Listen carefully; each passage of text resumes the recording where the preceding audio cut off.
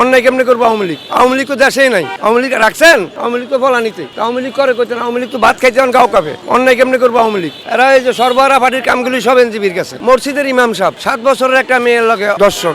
তা আপনি বোঝেন মসজিদের ইমাম সাহেব সে কি জামাতের অংশ না? জামাত করতেছে এখন দেশের এই অঘটনগুলি। এই 3 মাসে আপনারা 1200-র উপরে ওরা শিশু ও নারী দর্শন নির্যাতন হয়েছে। এগুলি সব জামাত আর বিএনপি করতে আছে। আওয়ামী লীগ তো দেশেই নাই। আওয়ামী লীগ রাখছেন? আওয়ামী লীগ তো ফলানিতে। আওয়ামী লীগ করে কইতেন, আওয়ামী লীগ তো ভাত খাইতে গাও কাপে। অন্যায় কেমনি করবো আওয়ামী লীগ? আওয়ামী লীগরা তো বিদায় করে দিয়েছেন। আওয়ামী লীগ নাই বাংলার মাটিতে এখন। বিতাড়িত হয়েছে শুধু ওই যে কোঠা আন্দোলনের একটা দফা মানে নাই। ছাত্রদের এই আন্দোলনটা যদি মাইনা নিত, ওনারা একটা পার্সেন্ট চাইছিল চাকরির কোটা, বলছে যে না 3%-এর বেশি দেওয়া যাবে না। আর বলছিল যে তোমরা রেজাকার। এই রেজাকার বলাতেই শেখ হাসিনার পতন। ওনার অপরাধ হলো এই 17 বছরে শুধু রেজাকার ঘোষণা দিয়ে উনি পতন হয়ে গেছে। নাহলে উনি তো জীবন ক্ষমতা থেকে যায় না। তাদের ভিতরে একটা ঘৃণা আছে। কিরে মা যদি বলারে কয় তুই রেজাকার, তাহলে তো মানা যায়নি।